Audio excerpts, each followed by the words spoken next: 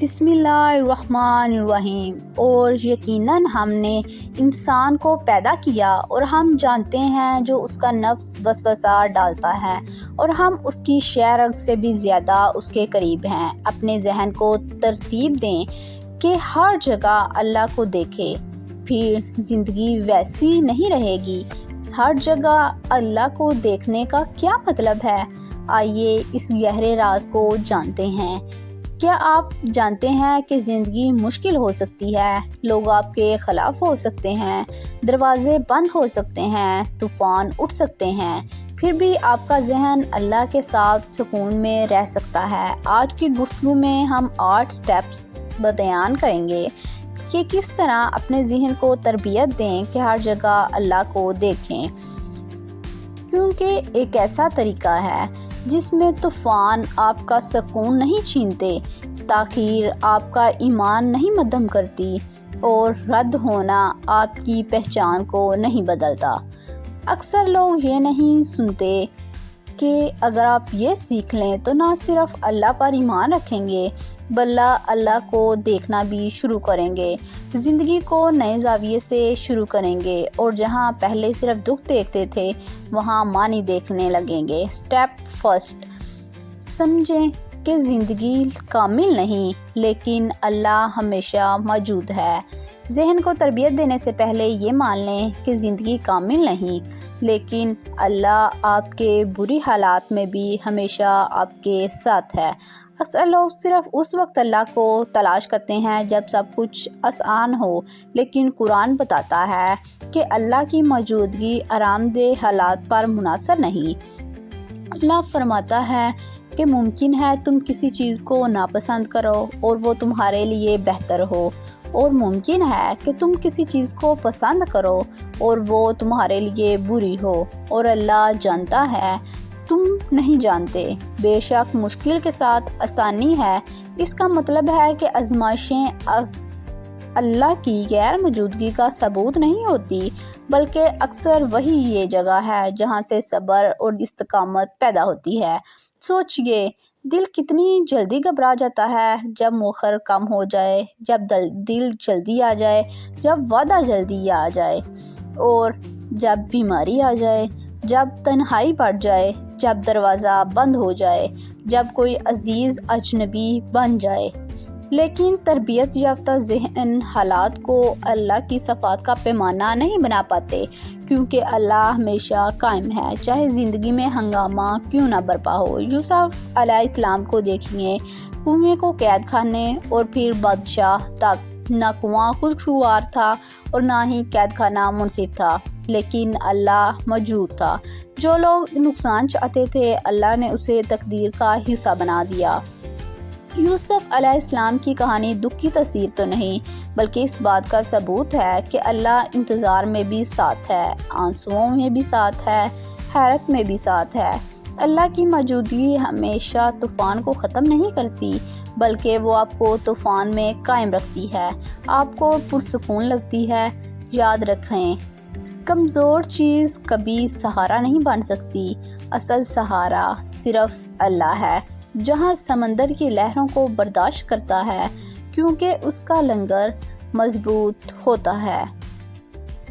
جتنا گہرا لنگر ڈالا جائے جہاز اتنا ہی محفوظ رہتا ہے۔ اسی طرح اپنی زندگی کا سہارا اللہ کو بنائیں، نہ جذبات کو، نہ لوگوں کی باتوں کو، نہ وقتی سکون کو، بلکہ صرف اللہ کو۔ یہ سوال اپنے دل میں رکھیں کہ اگر اللہ ہمیشہ آپ کے ساتھ رہا ہے تو اب کیوں لگتا ہے کہ وہ ساتھ نہیں؟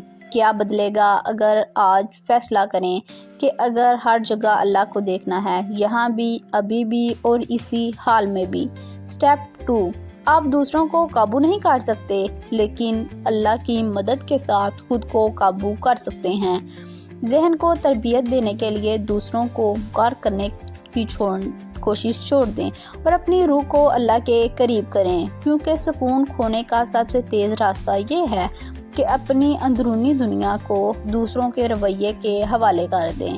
کچھ لوگ بدتمیز ہوں گے، کچھ دور رہیں گے، کچھ غیر مستقل مزاج ہوں گے، کچھ شور مچائیں گے، کچھ آپ کو غلط سمجھیں گے، کچھ وہ چیزیں تنقید کریں گے جو انہوں نے خود کبھی بنائی نہیں ہوں، کچھ لوگ غلط کریں گے اور انہیں صحیح کہیں گے، لیکن ترتیب یافتہ ذہن باہر کے ہنگامے کو اندر کا انکشار نہیں بننے دیتا، کیونکہ اللہ تعالیٰ آپ سے دوسروں کو قابو کرنے کا مطالبہ نہیں کرتے بلکہ آپ کی روح کو قابو کرنے کا مطالبہ کرتا ہے۔ تربیت یافتہ ذہن جانتا ہے کہ اصل فتح صرف یہ نہیں کہ آپ دوسروں کے ساتھ کیا کرتے ہیں، بلکہ یہ ہے کہ آپ دباؤ میں رہتے ہوئے کیا بننے سے انکار کرتے ہیں۔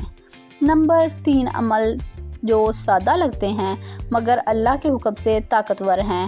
ٹھہرنا، کیونکہ رد عمل دینا آسان ہے لیکن ضبط کرنا اصل طاقت ہے۔ نماز اور دعا کرنا، جو چیز اللہ کے سپرد نہ کی جائے وہ آپ کو قابو پا جائے گی۔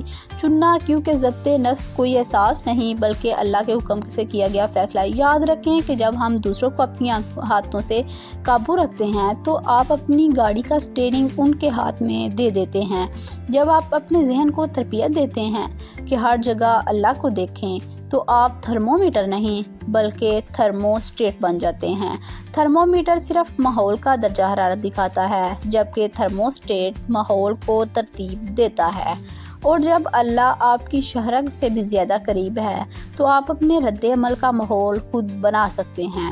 اس لیے یہ اعلان اپنی زبان سے کریں، میں اپنے ذہن کو ترتیب دوں گا کہ ہر جگہ اللہ کو اپنے رد عمل کا حاکم بنا لے، کیونکہ سکون اتفاق سے نہیں ملتا، سکون ایک مشق ہے اور اصل سکون اللہ سے ہے۔ سٹیپ 3، انکار یعنی انکار کا سبق۔ رد کا مطلب یہ نہیں کہ اللہ نے چھوڑ دیا، اللہ نے آپ کو بچا لیا۔ رد ہونا دل کے لیے سب سے تیز درد ہے۔ منتخب نہ ہونا، نظر انداز ہونا، بدلا جانا یا چھوڑا جانا، موقع نہ ملنا، دروازہ بند ہونا، امیدوں کا مؤخر ہونا۔ اس وقت وسوسہ آتا ہے کہ شاید اللہ میرے ساتھ نہیں۔ یاد رکھیں کہ انسان کا انتخاب آخری فیصلہ تو نہیں، اللہ کا حکم ہی اصل آخری فیصلہ ہے۔ یاد رکھیں بند دروازے اللہ کی حفاظت ہیں۔ کبھی اللہ آپ کو اس جگہ نہیں داخل ہونے دیتا جو آپ کو کمزور کر دے، کبھی اللہ آپ کو اس چیز کو رکھنے نہیں دیتا جو آپ کو تباہ کر دے، کبھی اللہ ایک اختتام کی اجازت دیتا ہے تاکہ آپ کی نئی شروعات محفوظ ہو۔ رد انسانوں کا انکار ہو سکتا ہے لیکن اللہ کی طرف سے حفاظت بھی ہو سکتی ہے۔ بند دروازہ، جب اللہ آپ کے قدموں کو ہدایت دے رہا ہوتا ہے۔ کل کا مالک اللہ ہے۔ ذہن کو ترتیب دینے کے لیے ضروری ہے کہ آپ کل سے خوف نہ کریں جیسے وہ بے قابو ہو، اللہ پہلے ہی وہاں موجود ہے۔ تربیت یافتہ ذہن غیر یقینی کو دیکھ کر بھی عبادت کرتا ہے، تبدیلی کا سامنا کر کے بھی اللہ پر اعتماد کرتا ہے، بری خبر سن کر بھی اللہ کے وعدے پر قائم رہتا ہے۔ ایمان یہ نہیں کہ خوف نہیں، ایمان تو یہ ہے کہ خوف کے دروازے پر دستک کے باوجود بھی اللہ کو چننا۔ سٹیپ 4، ذہنی توجہ اور تربیت۔ اگر آپ اپنے ذہن کو تربیت دینا چاہتے ہیں کہ ہر جگہ اللہ کو دیکھیں تو آپ کو اپنی توجہ کو بھی تربیت دینی ہوگی، کیونکہ آپ کی توجہ بھی آپ کا مستقبل ہے۔ بہت سے لوگ اللہ سے محبت تو کرتے ہیں لیکن اپنے ذہن کو خوف سے بھرتے ہیں، اپنے ذہن کو منفی سوچوں سے بھرتے ہیں، اپنے خیالات کو بری خبروں سے بھرتے ہیں اور پھر حیران ہوتے ہیں کہ اندرونی زندگی کیوں بوجھل محسوس ہوتی ہے۔ قرآن کہتا ہے کہ جس بات کا تمہیں علم نہ ہو اس کے پیچھے نہ پڑو، بے شک کان، آنکھ اور دل ان سب کے بارے میں پوچھا جائے گا۔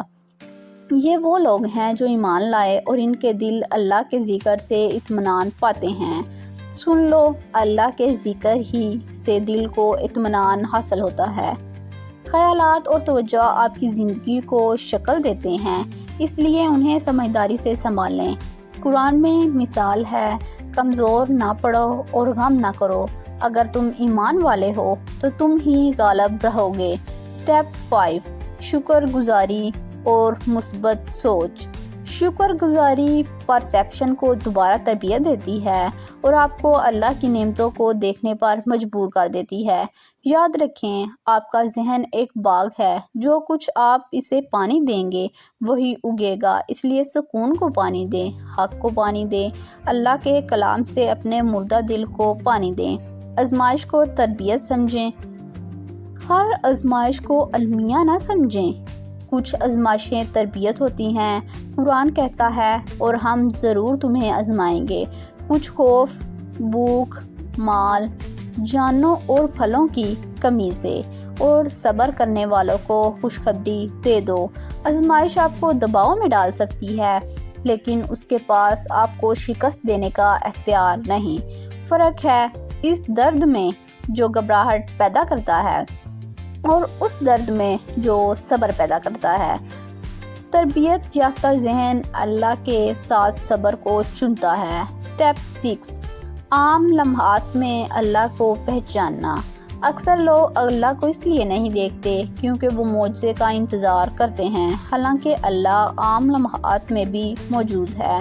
روزمرہ کی گفتگو، تاخیر، چھوٹی نعمتیں، حفاظت جو آپ نے محسوس نہیں کی، دل کی خاموش تسبیحات، بے وجہ سکون، یہ سب اللہ کی نشانیاں ہیں۔ قرآن کہتا ہے اور جو اللہ سے ڈرتا ہے اللہ اس کے لیے نکلنے کا راستہ بنا دیتا ہے اور اسے وہاں سے رزق دیتا ہے جہاں سے وہ گمان بھی نہیں کرتا، اور جو اللہ پر بھروسہ کرے تو وہ اس کے لیے کافی ہے۔ بے شک اللہ اپنا کام پورا کر کے رہتا ہے۔ اللہ نے ہر چیز کا ایک اندازہ مقرر کر رکھا ہے۔ سٹیپ 7، مستقل مزاجی اور عبادت ذہن کی تربیت۔ ایک دن کا فیصلہ تو نہیں بلکہ روزانہ کی مشق ہے۔ قرآن کہتا ہے کہ اے ایمان والو، اللہ کو کثرت سے یاد کیا کرو، استقامت ہی اصل طاقت ہے۔ حضرت عائشہ صدیقہ رضی اللہ تعالیٰ عنہا سے روایت ہے کہ رسول اللہ صلی اللہ علیہ وآلہ وسلم نے فرمایا کہ اللہ کے نزدیک سب سے محبوب عمل وہ ہے جو مسلسل کیا جائے، چاہے وہ تھوڑا ہی کیوں نہ ہو۔ سٹیپ 8، آخری مرحلہ جو تمام مراحل کو زندگی بخشتا ہے۔ عملی اصول، یہ وہ مرحلہ ہے جہاں ساری محنت، ساری سمجھ، ساری جستجو ایک زندہ حقیقت میں بدلتی ہے۔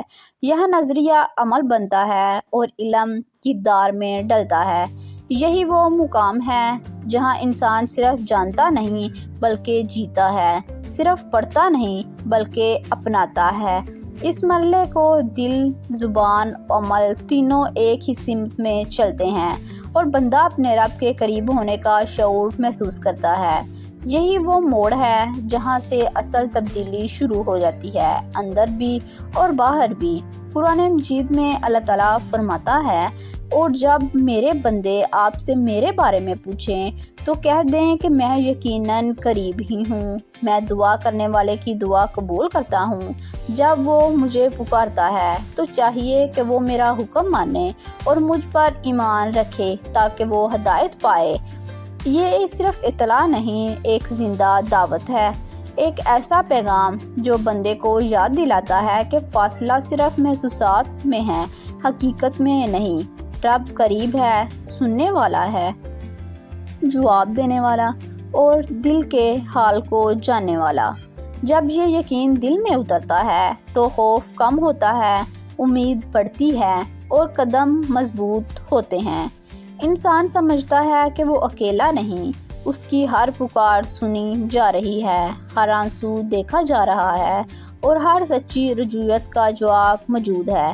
قرآن کو اپنی زبان اور ذہن کا حصہ بنائیں تاکہ آپ کا پہلا رد عمل اللہ کا نقطۂ نظر ہو، تا نہ کہ گھبراہٹ۔ یہ صرف تلاوت نہیں بلکہ مسلسل فاقت ہے۔ جب قرآن سوچ کا حصہ بن جاتا ہے تو فیصلے بدل جاتے ہیں، رد عمل سنور جاتے ہیں اور حالات کا دباؤ کم محسوس ہوتا ہے کیونکہ زاویہ نظر بدل جاتا ہے۔ دعا کو بوجھ اتارنے اور دل کو پاک کرنے کا ذریعہ بنائیں۔ دعا صرف مانگنا تو نہیں، دل کا کھلنا ہے۔ یہ وہ دروازہ ہے جہاں بندہ بناوٹ کے بغیر کھڑا ہوتا ہے۔ جتنا سچ اتنا اثر، جتنا یقین اتنی روشنی۔ عبادت کو مرکز بنائیں تاکہ اللہ آپ کی توجہ کا مرکز رہے۔ جب عبادت مرکز بنے تو زندگی کے بکھرے دائرے خود بخود ترتیب پکڑ لیتے ہیں۔ وقت، ترجیحات اور ادارے ایک سیدھی لائن میں آ جاتے ہیں۔ اطاعت کو معمول بنائیں کیونکہ اطاعت کے بغیر علم غرور پیدا کرتا ہے، لیکن اطاعت کے ساتھ علم پختگی پیدا کرتا ہے۔ یہی وہ نقطہ ہے جو علم کو نور بناتا ہے۔ عمل کے بغیر جاننا وزن نہیں رکھتا، مگر اطاعت کے ساتھ چھوٹا علم بھی انسان کو بڑا بنا دیتا ہے۔ یہ آخری مرحلہ دراصل اختتام نہیں بلکہ ایک بامقصد آغاز ہے۔ یہاں سے آغاز سفر زندہ ہوتا ہے۔ اے اللہ، اے ہمارے نہایت مہربان رب، ہم تیرے کمزور بندے ہیں، تیرے در کے سوا ہمارا کوئی سہارا نہیں۔ اے اللہ، ہمیں اس دنیا میں وہ بھلائی عطا فرما جو ہمارے دلوں کو سکون دے، ہمارے رزق میں برکت، ہمارے اعمال میں اخلاص اور ہمارے رشتوں میں محبت پیدا فرمائے۔ اے اللہ، ہمیں آخرت میں بھی بھلائی عطا فرما، آسان حساب، روشن چہرے اور اپنی رضا نصیب فرما۔ ہمیں جہنم کی آگ سے، اس کے عذاب سے، اس راستے سے بچا جو تیری ناراضگی کی طرف جاتا ہے۔ اے اللہ، ہمارے گناہوں کو معاف فرما، ہمارے دلوں کو پاک کر دے اور ہمیں اپنی قربت عطا فرما۔ آمین۔